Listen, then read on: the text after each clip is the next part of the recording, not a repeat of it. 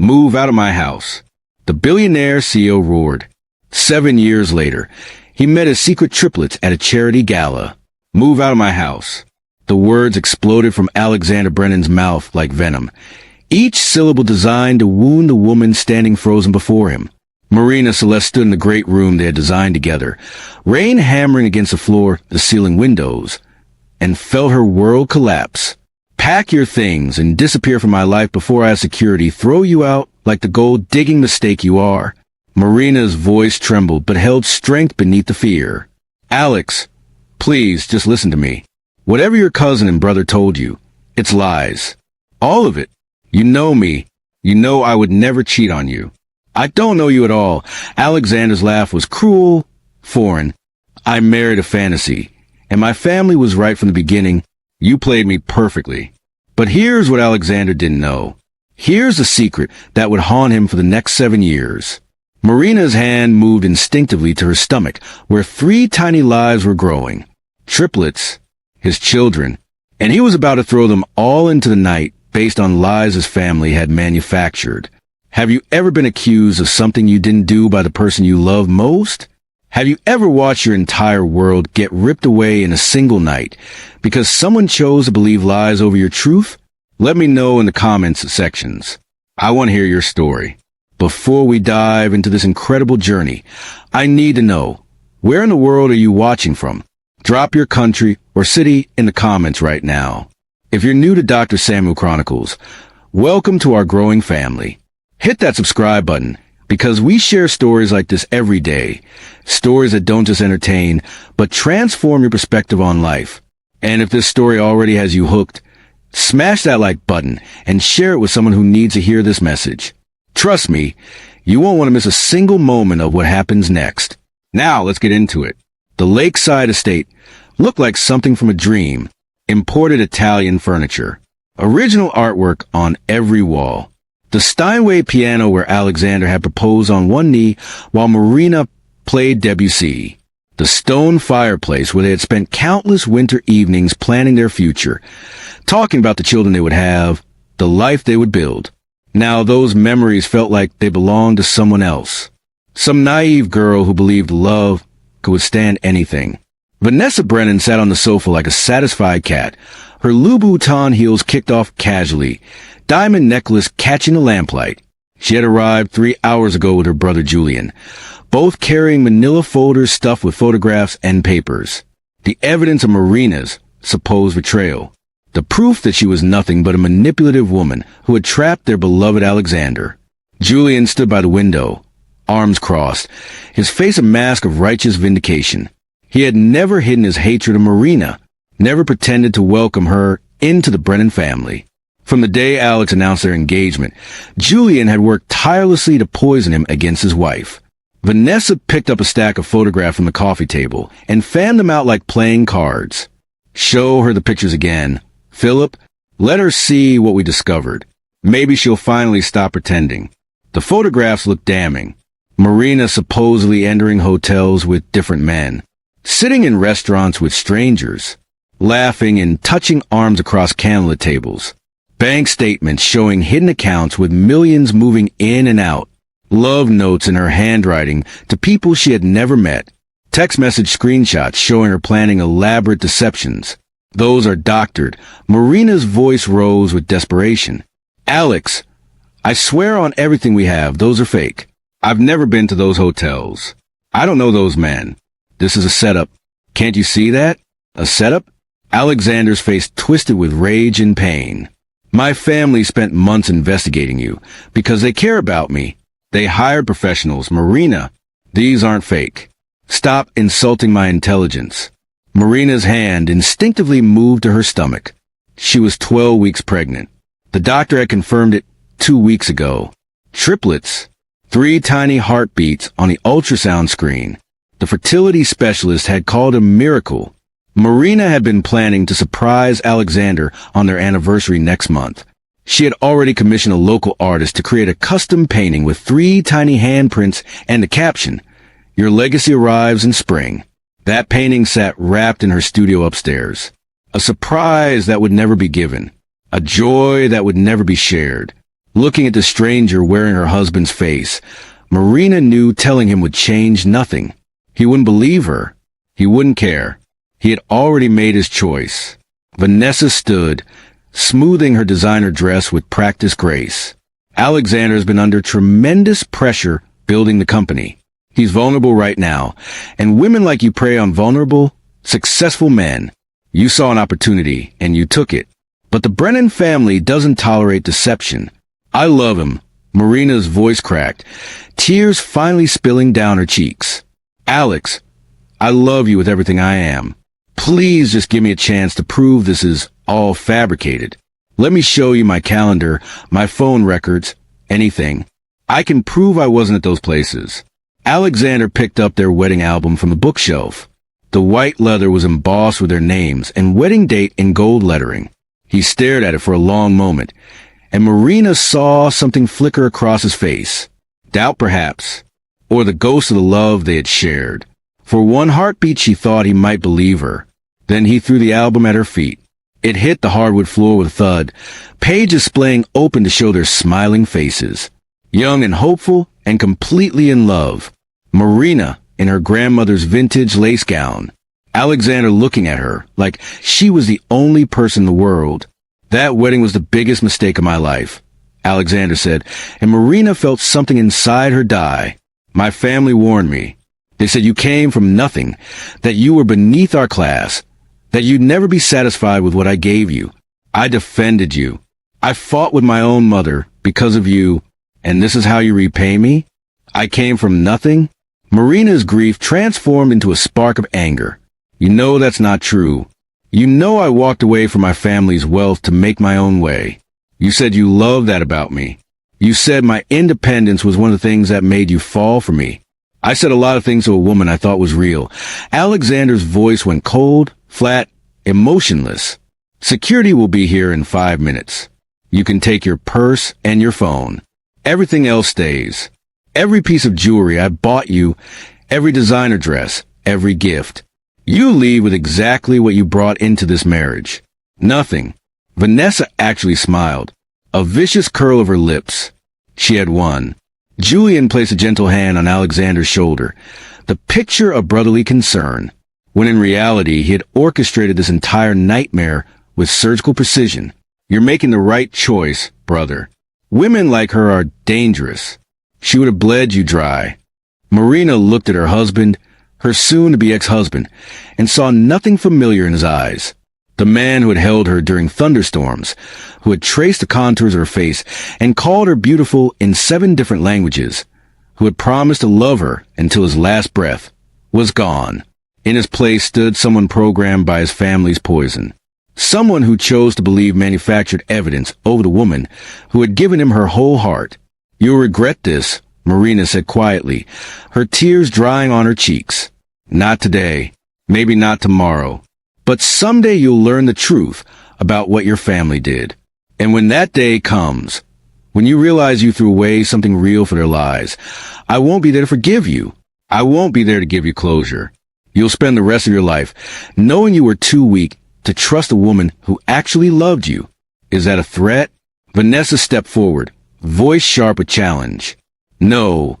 Marina met the older woman's gaze without flinching. It's a promise. You wanted me gone because you thought I wasn't good enough for your precious brother. Because you saw me as a threat to your inheritance, to your control over Alexander. But the truth is, your brother was never good enough for me. I just loved him too much to see it until now. Alexander's face flushed with rage. Get out, now, before I have you physically removed. The security guard arrived.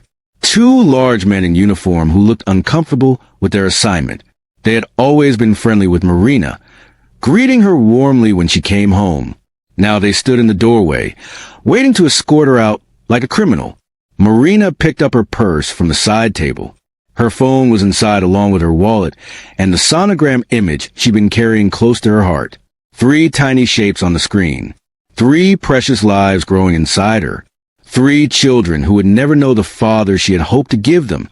She walked toward the door with her head high, refusing to let these people see her completely broken. As she passed Alexander, she paused, looking at him one final time. You chose to believe them over me. Marina said softly. That's not their fault. That's yours. You were too insecure to trust that a strong woman could actually love you for who you are. So when they gave you an excuse to push me away, you took it eagerly. You're not a victim, Alexander. You're a coward. Alexander's eyes widened. Something flickered in their depths. Pain maybe. Uncertainty. But Vanessa quickly interjected. Don't listen to her, Alexander. She's trying to manipulate you even now. This is what she does. The security guards gently took Marina's arms, guiding her toward the elevator. She didn't resist. She walked out of the penthouse, out of her marriage, out of the life she had built with nothing but her dignity and the 3 precious secrets growing beneath her heart. The rain was torrential. The security guards offered to call her a car, but Marina refused. She needed to feel something, anything, even if it was just cold rain soaking through her clothes.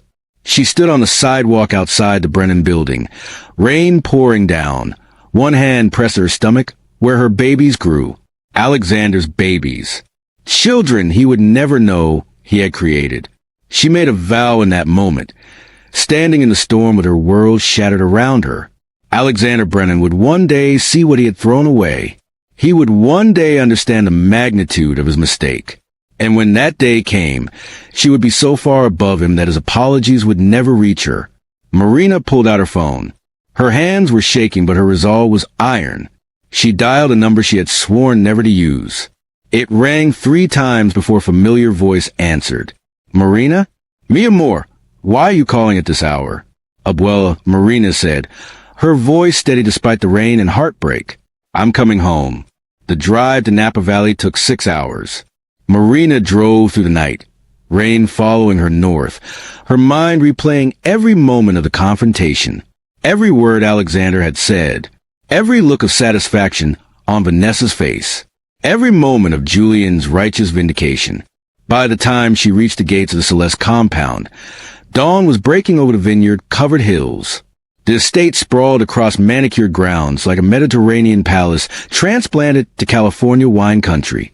This was the wealth Marina had walked away from 5 years ago to prove she could make it on her own terms.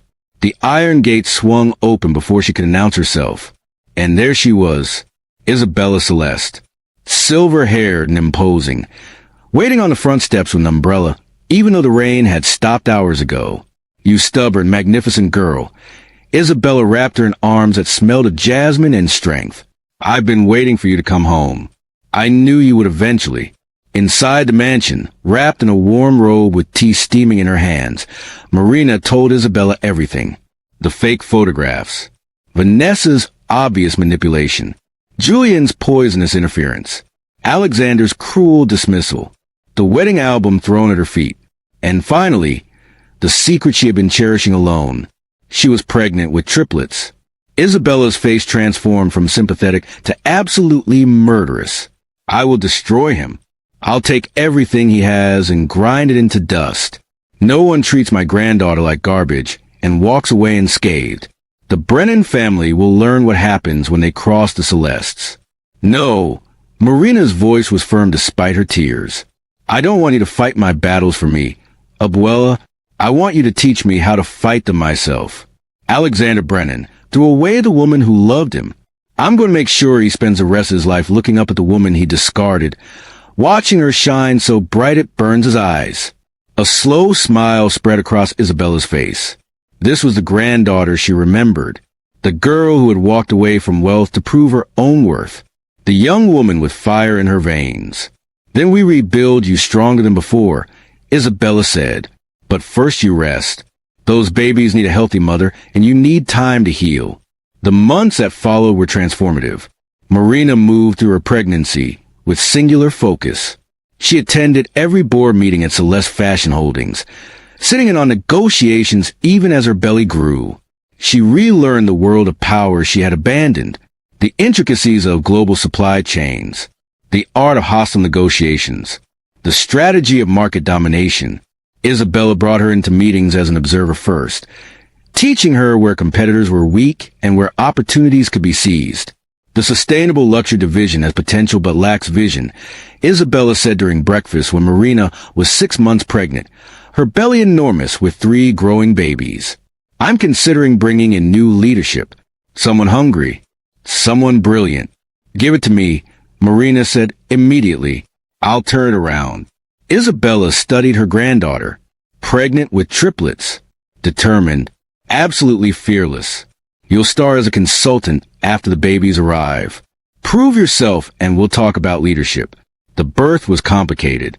Marina went into labor at 37 weeks. The doctors had warned that triplet pregnancies carried risks, that early delivery was common, that she needed to be prepared for anything. 37 hours of labor later, Marina was exhausted, in pain, and more determined than she had ever been in her life. Dante arrived first, screaming his displeasure at the world with impressive volume. His tiny fist was raised like he was ready to fight. The nurses laughed. "This one's got spirit," the head nurse said. Luna followed 3 minutes later, quieter than her brother, but somehow more intense. Her dark eyes seemed to absorb everything with unsettling wisdom. When the pediatrician examined her, Luna gripped his finger with surprising strength and didn't let go. River came last, smallest of 3, by almost a full pound. But when the neonatal nurse tried to take her for assessment, River's grip on the umbilical cord clamp was so strong it took 2 people to gently pry her fingers open. "This one's a fighter," the nurse said with admiration. Marina held her 3 children and felt something solidify inside her chest. A core of unbreakable steel wrapped around her heart. These children would never see their mother weak. They would never learn that powerful women bow to anyone. They would never question their worth. "They're perfect," Isabella whispered, tears streaming down her face as she peered at her great-granddaughters and great-grandson. "They have your strength written in their faces already." "They have his eyes," Marina said quietly, looking at the blue-gray irises that mirrored Alexander's exactly. "But they'll never know the coward behind those eyes. They'll only know their mother's power." Marina returned to work within weeks. The doctors told her to rest for at least 3 months. Marina gave herself 3 weeks. She showed up to the Celeste Fashion Holdings headquarters with Dante strapped to her chest, Luna and River in a specialized double stroller designed for newborns. The board members stared, some with admiration, some with skepticism, a few with outright doubt. Marina ignored them all and got to work. She started as promised, a consultant reviewing the Sustainable Luxury Division's operations. What she found was inefficiency everywhere, missed opportunities, leadership that had grown complacent, outdated strategies that hadn't evolved with the market. She wrote a brutal 90-page assessment and handed it to Isabella with a complete restructuring plan. "This is ruthless," Isabella said, reading through the document with growing admiration. "But it's brilliant. You're not just identifying problems. You're providing solutions with projected ROI for each initiative. This will cost us $40 million initially, but could generate billions within 5 years." Marina fed River while Isabella read. Luna sleeping peacefully in the stroller, Dante watching everything with alert eyes. "So do I get the job?" Marina asked. "You're not a consultant anymore, Mija." Isabella smiled. "You're division president. Effective immediately." The announcement sent shockwaves through Celeste Fashion Holdings. Board members who had known Marina since childhood supported her enthusiastically. They had watched her grow up brilliant and determined. They knew what she was capable of. Board members who saw only a young single mother with infant triplets doubted publicly. How could she possibly manage a failing division while raising 3 babies alone? Marina proved them wrong systematically. She fired dead weight without hesitation. 3 senior executives who had been coasting on reputation for years, gone within the first month. She promoted hungry talent regardless of tenure.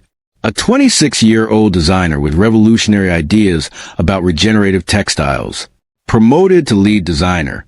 A 32-year-old supply chain analyst who had been ignored for years, promoted to VP of operations.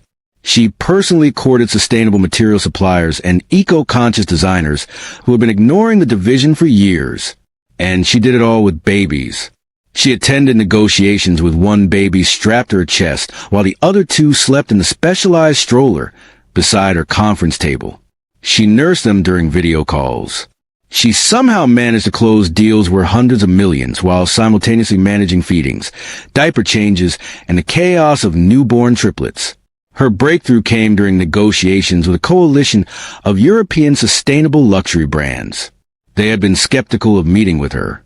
Marina Celeste was young, barely 28, inexperienced in the sustainable luxury sector, and she was supposedly burdened with infant triplets who were barely 4 months old. But Marina walked into that Geneva conference room like she owned it. Dante was strapped to her chest, sleeping peacefully. Luna and River were with her assistant just outside. Marina had timed the meeting perfectly between feedings. She presented a vision so revolutionary the European executives couldn't refuse. Not just sustainable fashion, regenerative fashion. Not just reducing environmental impact, actively healing it. Not just luxury for luxury's sake. Luxury with purpose. She spoke for 45 minutes without notes.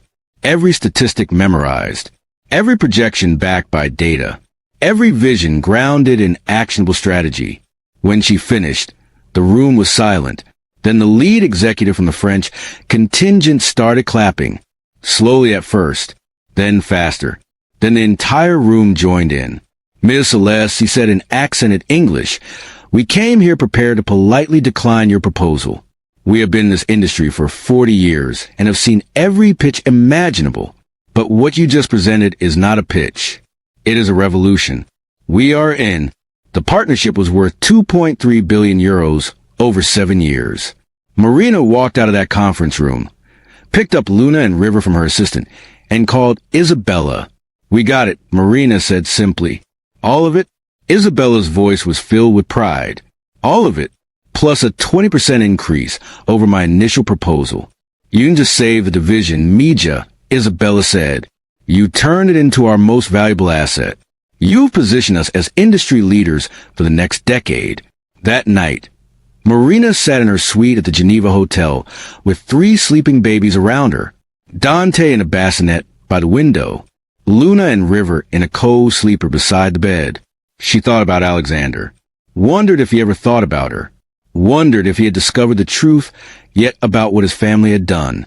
Then she dismissed the thoughts. Alexander Brennan was her past. These 3 sleeping miracles were her future. The years passed in a blur of growth and transformation. Dante, Luna, and River grew into remarkable children. By their 5th birthday, they were sharp, observant, and absolutely hilarious. Dante was bold and outspoken, a natural leader who organized the other kids at preschool into elaborate games with complex rules.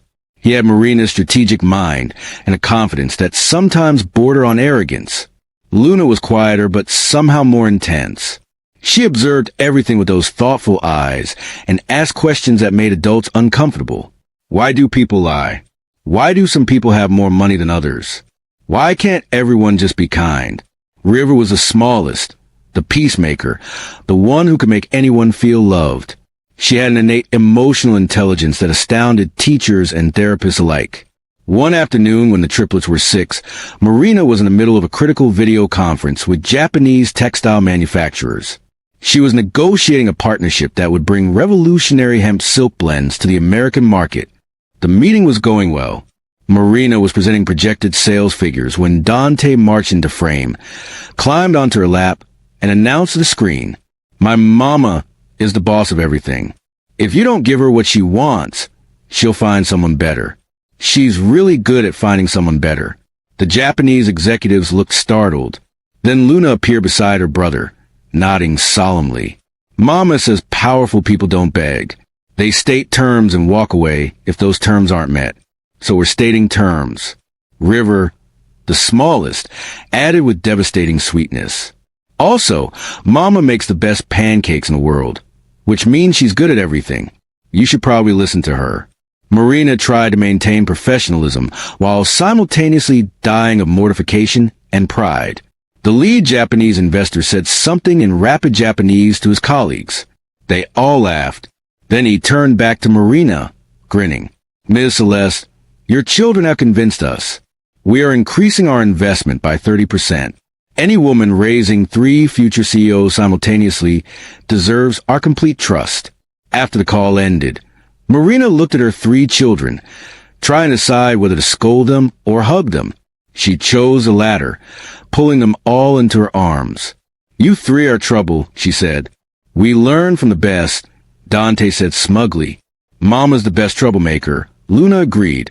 "She troubles all the bad people until they become good." The magazine covers came next. Forbes featured Marina as one of the 30 most influential people under 30 in sustainable business. The cover photo showed her in a power suit with Dante, Luna, and River beside her, all 4 of them looking directly at the camera with identical expressions of confident determination. Vogue did a spread on her as a single mother redefining work-life integration. The photos were stunning. Marina in couture gowns while reading bedtime stories. Marina in board meetings with babies, sleeping in designer carriers. Marina at a charity gala with 3 impeccably dressed children who looked like tiny diplomats. Every interview, every appearance, every keynote speech she gave was calculated to build her reputation higher. She wanted Alexander Brennan to see her face everywhere, wanted him to choke on the success of the woman he had thrown away. And then she met James. It happened at a charity gala, the annual Children's Medical Research Foundation event that drew the most powerful people in the country. Marina wore emerald silk that made her olive skin glow. Her dark hair was swept into an elegant twist. Diamonds glittered at her throat and ears. She carried herself like a queen entering her kingdom. Dante, Luna, and River wore coordinated outfits. Dante in a miniature tuxedo. Luna and River in silver dresses that shimmered when they moved. They behaved like tiny diplomats, shaking hands with billionaires and making everyone laugh with their precocious observations. That's when she saw him. Dr. James Rivers walked across the ballroom like he owned the air itself. Tall, with warm brown eyes and a smile that reached all the way to his soul. He wasn't there for the networking or the prestige. He was being honored for his humanitarian medical work, providing free surgical care in underserved communities across Central America and Africa. "Marina Celeste," he said, extending his hand. "I've heard remarkable things about you." "All true, I'm sure," Marina replied, shaking his hand and feeling an unexpected warmth spread through her chest. "Actually," James said quietly, leaning in so only she could hear, "the most remarkable thing I heard was that you anonymously fund pediatric surgical wings in 12 hospitals across the country. People think you're all business and strategy, but you have the kindest heart hidden underneath all that power." Marina felt something crack in the armor she had built so carefully. This man saw past the surface, saw the parts of her she kept hidden from the world. "I'm Dr. James Rivers," he continued. "Yes, like your daughter's name, which is either a wild coincidence or fate being extremely obvious. I'm a pediatric surgeon, and I work with your donations every day, saving lives. I've been wanting to thank you personally for years." River tugged on Marina's dress with urgent 6-year-old energy. "Mama, is that the doctor man? The one whose name is my name?" James crouched down to the children's eye level, his smile genuine and warm. "I am a doctor, and yes, we share a name, which I think makes us automatically friends. What do you think?" Luna studied him with unsettling directness. "Are you married? Because Mama needs someone nice. She says all the men she meets are either intimidated by her success or complete idiots." Marina wanted to sink through the floor, but James threw his head back and laughed. A rich, warm sound that made everyone nearby turn and smile. "I'm not married," James told Luna conspiratorially. "And I'm not intimidated by powerful women. I think they're magnificent. In fact, I think your mama might be the most magnificent woman I've ever met." Dante studied him seriously, arms crossed in a perfect imitation of a skeptical board member. "Can you braid hair? Because Mama tries really hard, but she's terrible at it. River cries every morning." "I can braid hair," James said solemnly. "I have 3 nieces who train me very well. I can do French braids, Dutch braids, fishtails, and even those complicated crown braids." "You're hired," Dante announced, then wandered off to charm a group of ambassadors. That night, as Marina tucked her children into bed, River asked a question that would change everything. "Is Dr. James going to be our friend, Mama?" Marina thought about the way James had looked at her, not with calculation or intimidation, not try to figure out what he could get from her or how to handle her success. Just genuine admiration and interest. Maybe, sweetheart, she said softly. Maybe he will be. Can you imagine what's going through Alexander's mind right now? Seeing the woman he destroyed thriving beyond anything he could have imagined? If you think Marina should eventually let Alexander speak to her, comment hear him out. If you think she should keep him at a complete distance forever, comment he lost his chance. Make sure you're subscribed to Dr. Samuel Chronicles, because the confrontation that's coming will leave you absolutely speechless. And smash that like button if you're Team Marina all the way. Now watch what happens when James enters their lives and changes everything. James Rivers entered Marina's life like sunrise after an endless night. Their first real meeting away from the gala happened 2 weeks later at Luna's school. She had fallen during recess and hit her head. The school called Marina in a panic, but James happened to be there volunteering for a health screening program. By the time Marina arrived, breathless and terrified, heart pounded with a particular fear only a mother knows, James had already examined Luna, determined she was fine, and was making her laugh by pretending to check her stuffed bunny's vital signs with a toy stethoscope. Your daughter is tougher than most adults I treat, James told Marina, his hand gently resting on Luna's shoulder. She didn't even cry. Just asked me if her brain was still working properly because she has a spelling test tomorrow, and she's been studying really hard. Marina felt her heart do something complicated in her chest.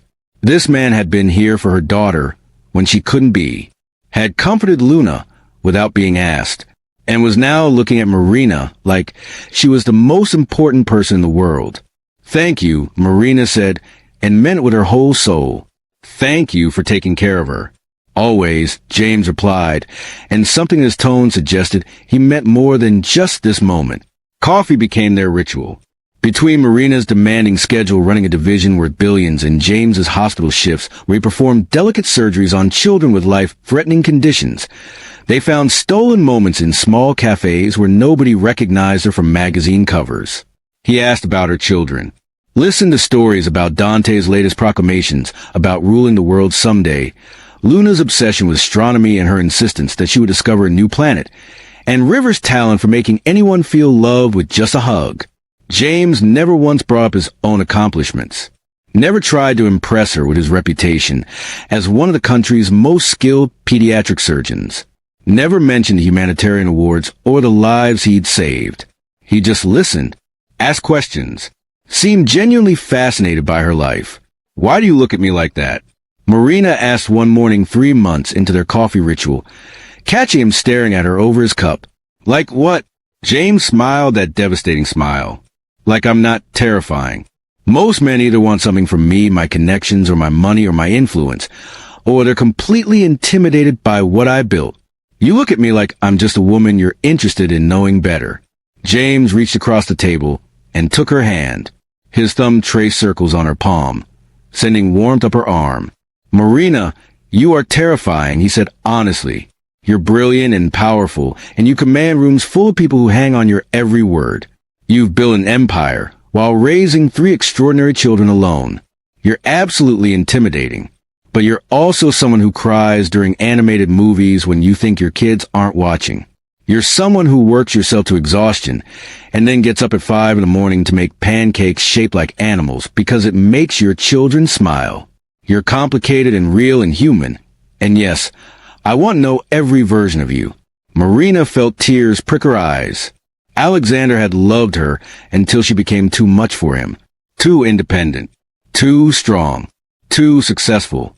He had needed her to be smaller so he could feel bigger. But James was looking at all her sharp edges, all her power, all her complexity, and seeing beauty instead of threat. The children adored him. James started picking them up from school when Marina had late meetings. He arrived with healthy snacks, terrible jokes that made them groan and giggle, and genuine interest in their lives. He helped Dante with robotics projects, patiently explaining circuits and programming, while never talking down to a 6-year-old who asked questions that would challenge most engineers. He taught Luna about constellations, bought her a telescope, and spent hours on the roof of Marina's house pointing out planets and explaining the mathematics of orbital mechanics. He read to River in different voices, making her laugh so hard she got hiccups, and somehow always knew when she needed a hug without her having to ask. He never tried to replace anyone or insert himself where he didn't belong. The children had never known their biological father, so there was no competition, no complicated feelings to navigate. James simply showed up consistently and lovingly until he became part of their daily rhythm. Doc J is the best. Dante declared one evening while Marina was putting him to bed. He says powerful women need powerful men beside them, not behind them or in front of them, beside them. I like that. He also said Mama is the strongest person he knows. Luna added, and he works with people who survive really scary medical stuff like brain surgeries and heart problems.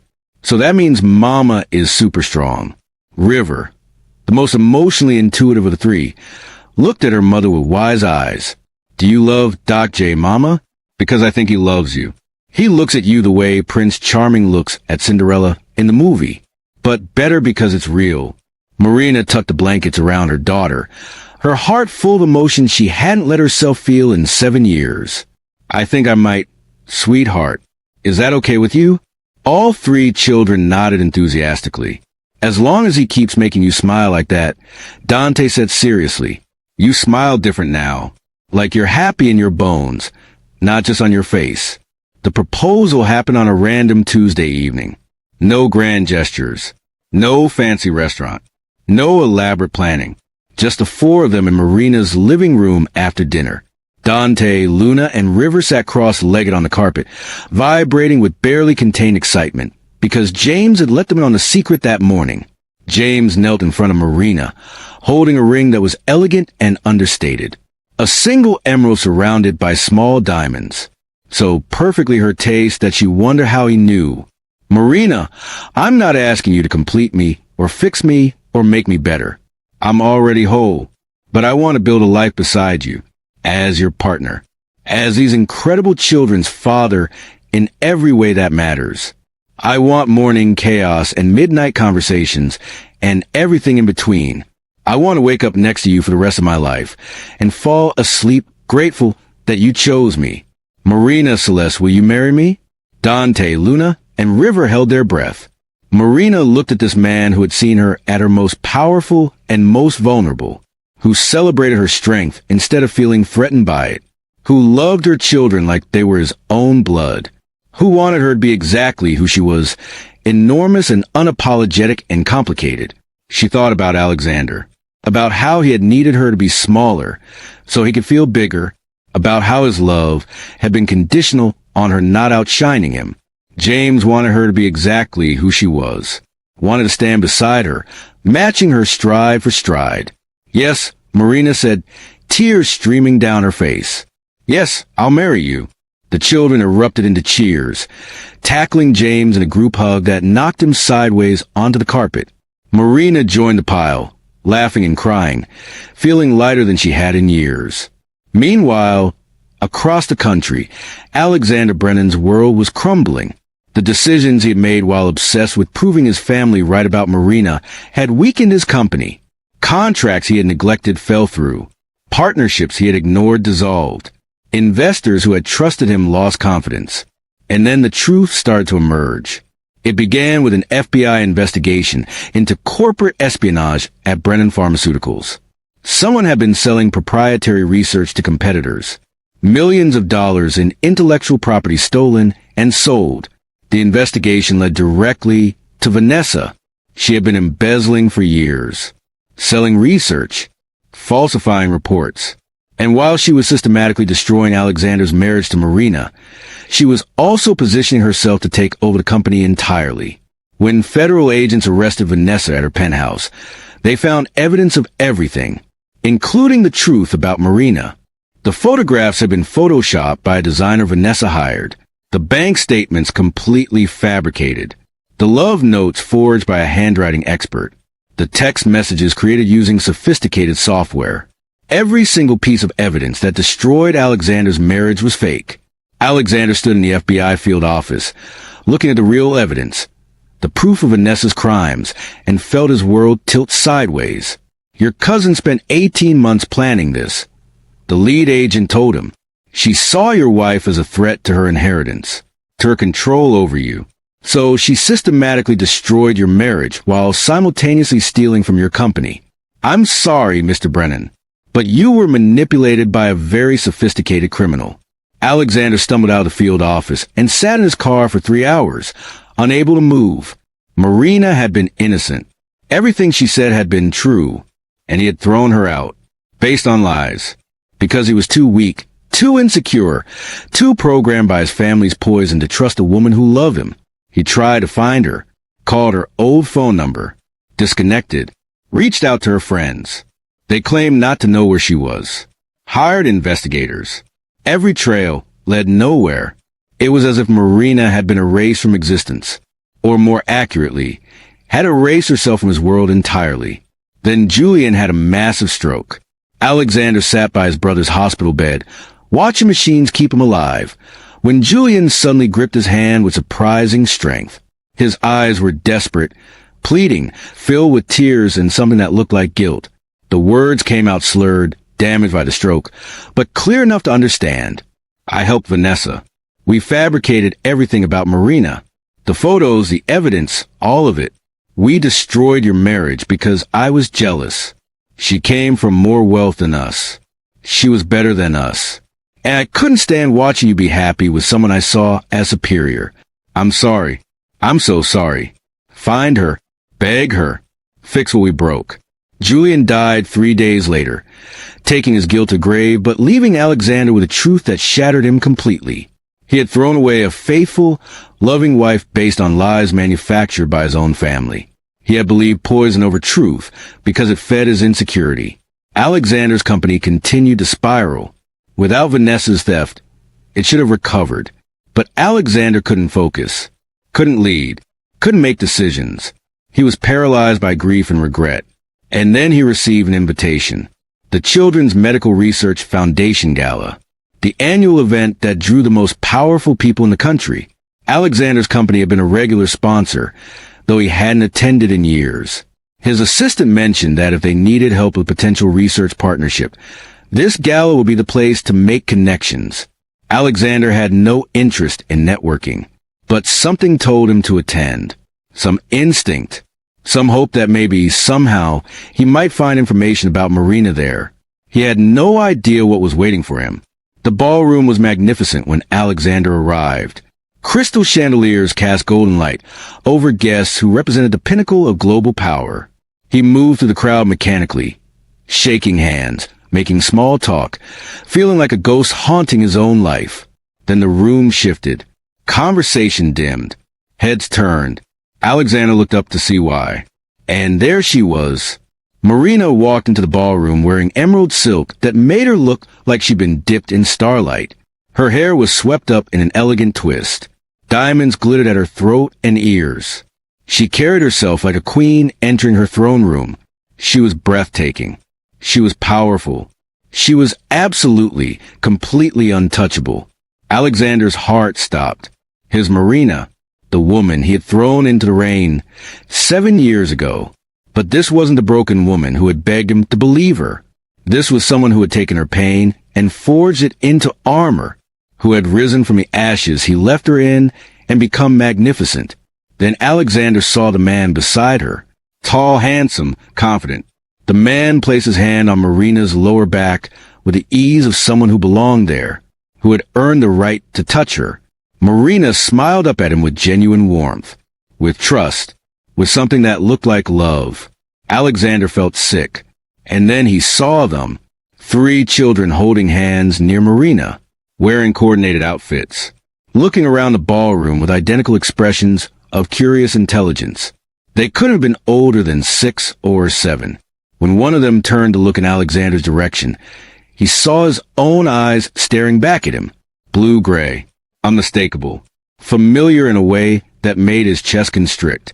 The world tilted violently. Those were his children. Marina had been pregnant when he threw her out. 3 children. Triplets. His triplets.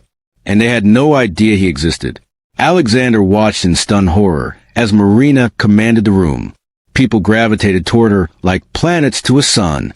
She laughed with ambassadors, discussed strategy with CEOs, somehow managed to keep track of her 3 children, who moved through the crowd like tiny diplomats.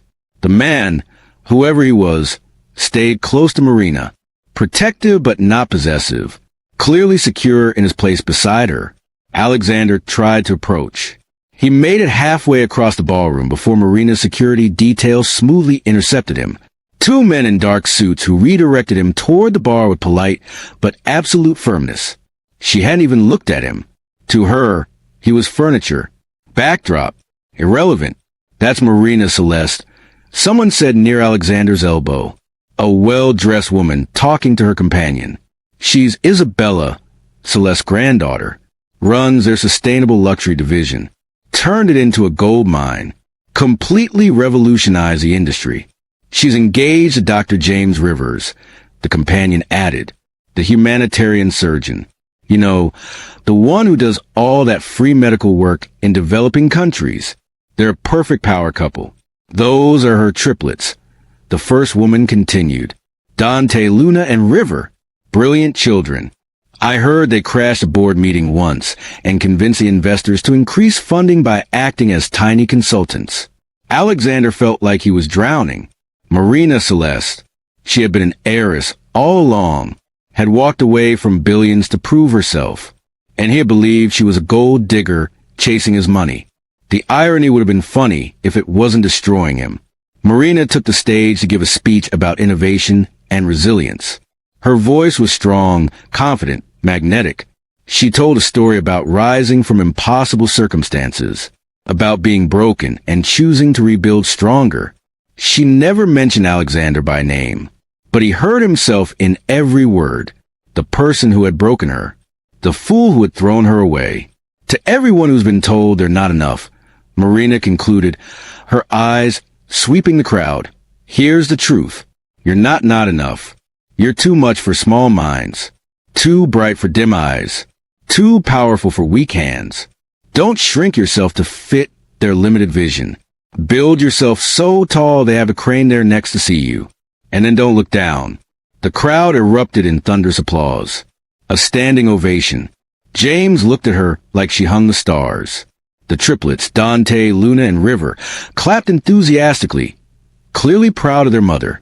Alexander stood alone at the back of the ballroom, watching his greatest mistake become someone else's triumph.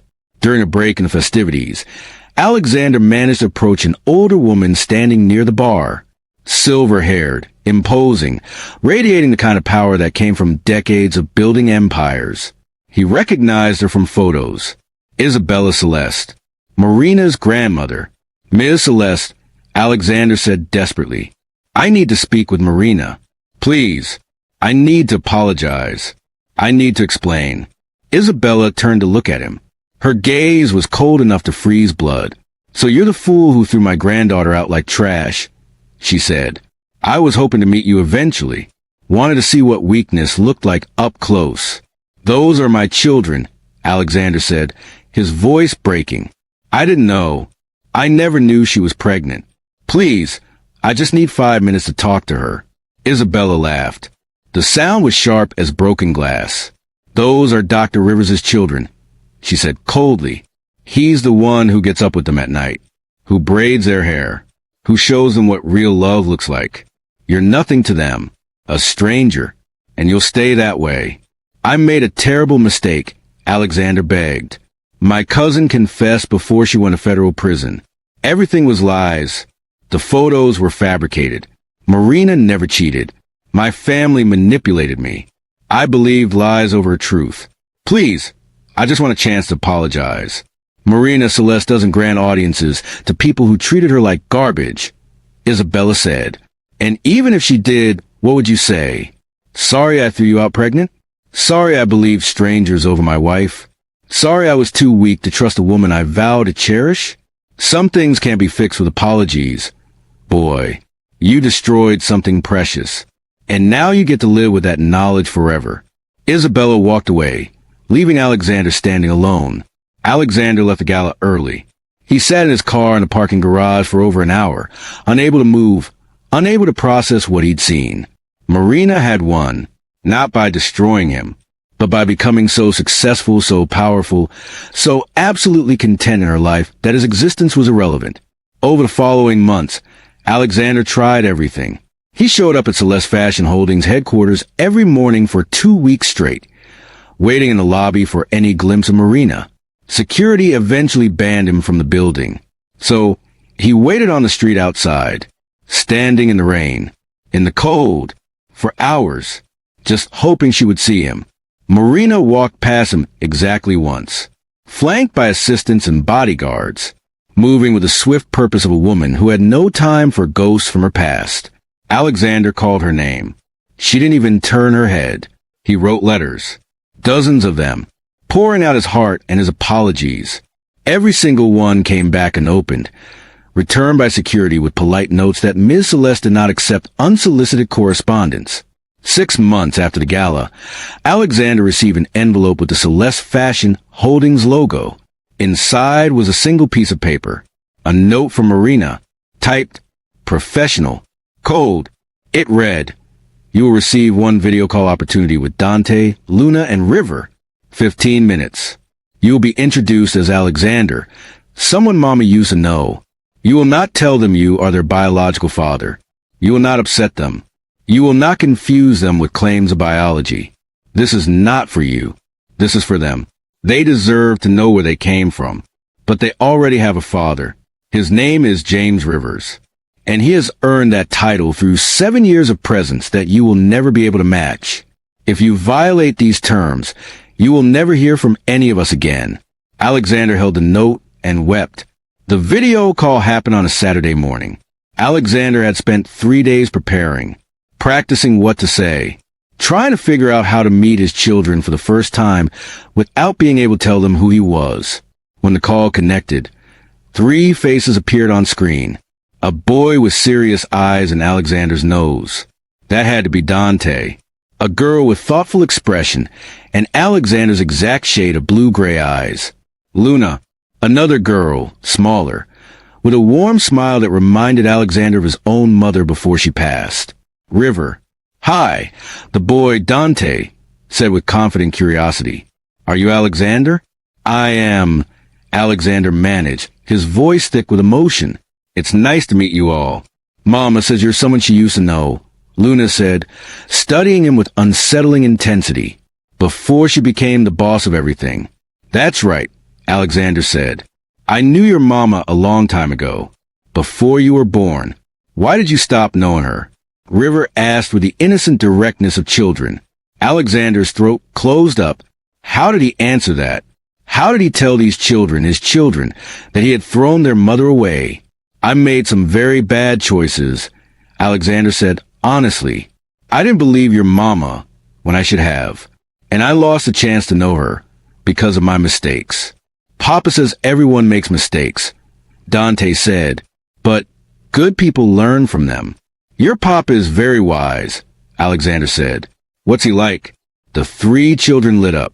They talked for the remaining 13 minutes about James, about how he made the best Saturday morning pancakes, how he knew all the constellations and could explain why stars died, how he did voices when reading bedtime stories, how he never missed a school play or soccer game or dance recital, how he braided River's hair every morning even though he had surgery at 6 a.m. some days.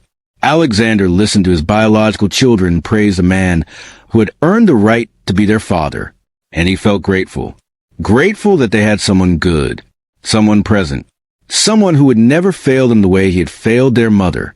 When the call ended, Alexander sat in his apartment and understood with painful clarity that this was exactly what he deserved. A year after the gala, Marina married James in a ceremony that made international headlines.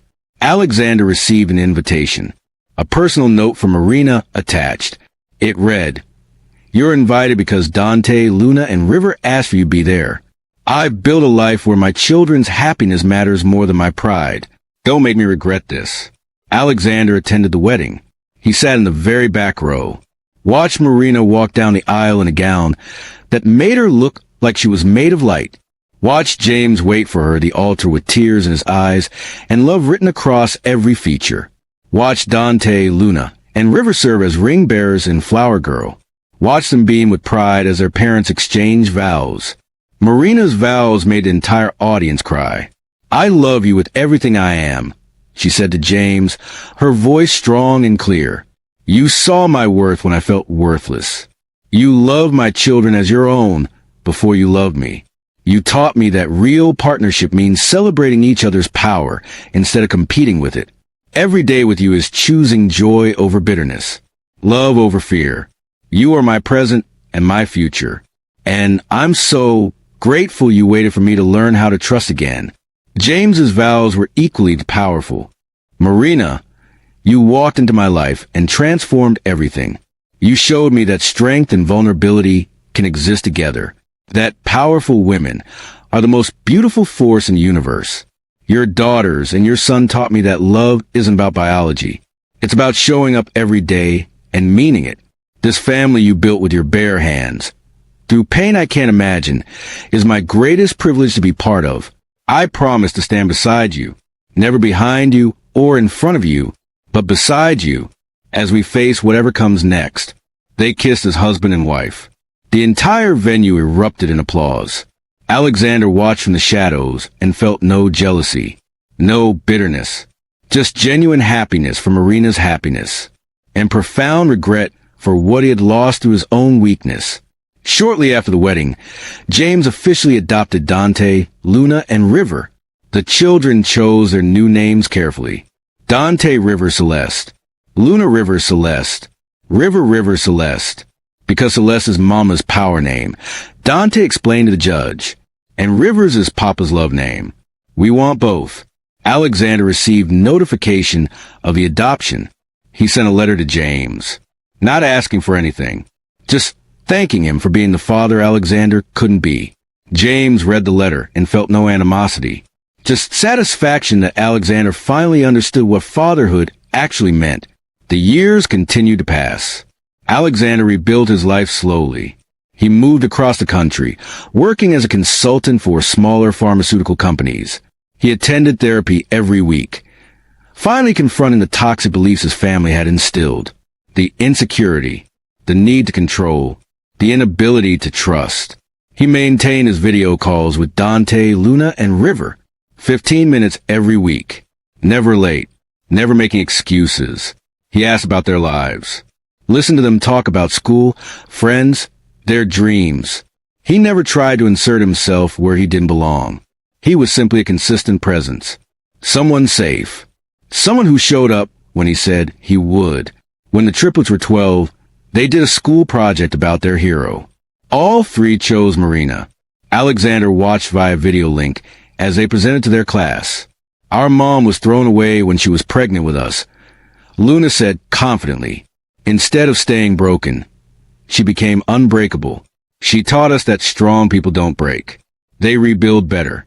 She taught us to choose partners like our papa," Dante continued. "People who celebrate our strength instead of fearing it. And she taught us that being told you're not enough actually means you're too much for small minds," River finished. "So we should never make ourselves smaller. We should just find bigger minds." The classroom erupted in applause. Alexander wiped away tears, feeling proud of these extraordinary children even though he had no right to that pride. Marina received a Lifetime Achievement Award when she was 35 years old, the youngest person ever to receive the Global Sustainable Innovation Award. Her speech was carried on major networks. She stood on that stage, poised and powerful, and told her story, not mentioning Alexander by name, but telling the truth of being rejected while pregnant, of rebuilding from nothing, of discovering that being thrown away was actually being set free. To every person who's been told they're not enough, Marina said, looking directly into the camera, "Here's the truth you need to hear. You're not enough. You're too much for small minds, too bright for dim eyes, too powerful for weak hands. The people who reject you aren't rejecting your worth. They're revealing their limitations. Don't shrink yourself to fit their limited vision. Don't dim your light to make them comfortable. Build yourself so tall they have to crane their necks to see you. And then, Here's the important part. Don't look down. Don't waste your precious time looking back at people who couldn't rise with you. Keep your eyes forward. Keep building. Keep shining. Because your greatest revenge isn't making them suffer. It's making them irrelevant to your joy. The audience rose in thunderous applause. James stood in the front row with Dante, Luna, River, and the two younger children he and Marina had together, all of them beaming with pride. Alexander watched from his apartment across the country, and he finally fully accepted that Marina had won, not by destroying him, but by becoming so magnificent that his destruction of her had become the catalyst for her greatest triumph. That night, Marina sat on her balcony with James. Their children were asleep inside. The stars were bright over Napa Valley. And Marina thought about the journey that had brought her here. "What are you thinking about?" James asked, pulling her close. "I was remembering that I used to think being thrown away was my ending," Marina said softly. "Turns out it was my beginning. The best thing that ever happened to me was Alexander Brennan throwing me out because it forced me to become who I was always meant to be." From inside the house, Dante's voice called out, "Mama, Luna says we should invite Alexander to visit in person next month. We need you to decide." Marina laughed and walked inside to her family. Even in decisions about Alexander, she was the ultimate authority. The queen of the kingdom she had built from ashes. She had been thrown away and became invaluable. She had been broken and became unbreakable. She had been told she wasn't enough and became everything. And in the end, that was the greatest victory of all. Not that Alexander lost her, but that she found herself. Here's what I need you to understand about Marina's story. About this journey we just witnessed together. Being discarded doesn't define your worth. How you rebuild defines your legacy. Marina could have stayed bitter, could have spent 7 years plotting revenge, could have used her family's wealth to destroy Alexander and his company, but she chose something better. She chose to rebuild herself so completely that revenge became irrelevant. The greatest victory isn't making your enemies suffer. It's making them irrelevant to your joy. Alexander lost her through his weakness. That was his punishment. Marina found herself through her strength. That was her reward. And sometimes, the worst thing that happens to you is actually the best thing that could have happened for you. Sometimes being rejected by the wrong person frees you to become the right version of yourself. If this story moved you, if it reminded you of your own strength, I need you to do something right now. Smash that like button. Let's get this message to everyone who needs to hear it. Subscribe to Dr. Samuel Chronicles and hit that notification bell, because we share transformative stories like this every single week. Stories that don't just entertain, but remind you of who you really are. And share this video with someone who needs to remember their worth. Someone who's been thrown away, rejected, or told they're not enough. Comment below and tell me, what's the most powerful lesson you took from Marina's story? I read every single comment, and your insights inspire the stories we tell next. Until next time, remember this truth. You're not broken. You're breaking through. This is Dr. Samuel, and I'll see you in the next Chronicle.